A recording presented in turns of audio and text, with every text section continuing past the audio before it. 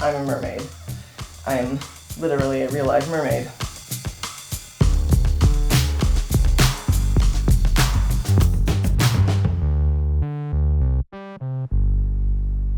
You may think that mermaids are only seen in fairy tales or Disney films, but there is a secret community of merfolk growing. At first, it looked like I thought I was seeing things. I was like, "What was that? Is that a dolphin that got into the lake?" Because every once in a while we get seals and whatnot that'll come into the lake, and here comes this giant tail, and then up pops Ed, and I was like, it shocked me. It was crazy. It's a bit of a lifestyle for me because I live on a boat. I always like to be around the water. I work on a boat. My mer name is Mahtlinnie.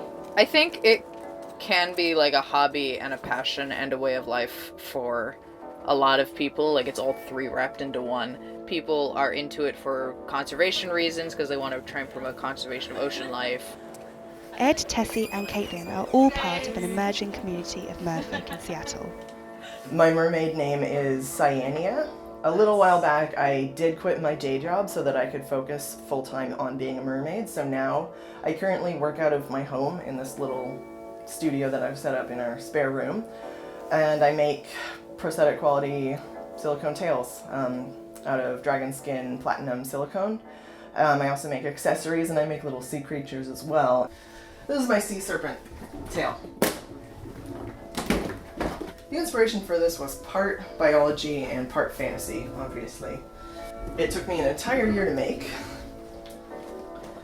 When I was in kindergarten and the teacher asked everyone to go around and say what they wanted to be when they grew up, I said a mermaid. Everyone laughed at me, and now here I am. I'm a mermaid. As a mer person, I'm not that different from the way I am on land, but I feel like it's a lot easier to talk to people. If I'm in street clothes and I'm out on the town, I really don't like it when people talk to me, and I get really nervous. But when I'm in my tail, it's a lot easier to talk to people. I can totally see myself being a mermaid forever. My mermaid name is Mermaid Essie. I have a lot of body insecurities. I think a lot of people do. But when I'm in my tail, I don't feel insecure anymore. Because suddenly it doesn't matter what size I am because I'm a mermaid. And that's what people really focus on. When I take my tail off, it almost feels like a piece of me has come off. Is your tail rack still broken? Yeah, the zipper. I've always been a little bit of kind of an outsider, a loner, and a little bit eccentric. So discovering that there was a mermaid community and that I could actually wear a mermaid tail and outwardly express what I always felt that I was inside, it was really freeing. And so I do feel like I'm showing my true self to the world. I think a lot of people do get into it because putting on a tail is probably one of the greatest feelings in the world. It really is. And having a beautiful fishtail is absolutely imperative to being a dedicated merperson.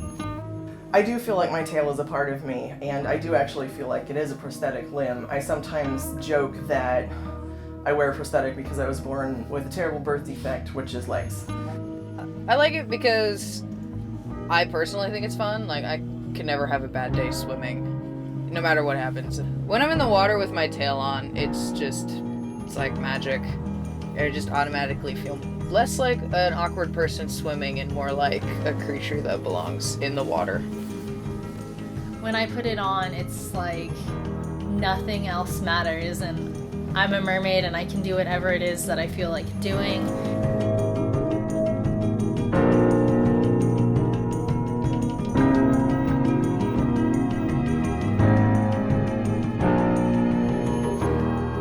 But being a mermaid is not something that is easy for everyone to understand. When I told my mother I wanted to be a mermaid, she just kept laughing at me. I thought it was a stupid idea at first.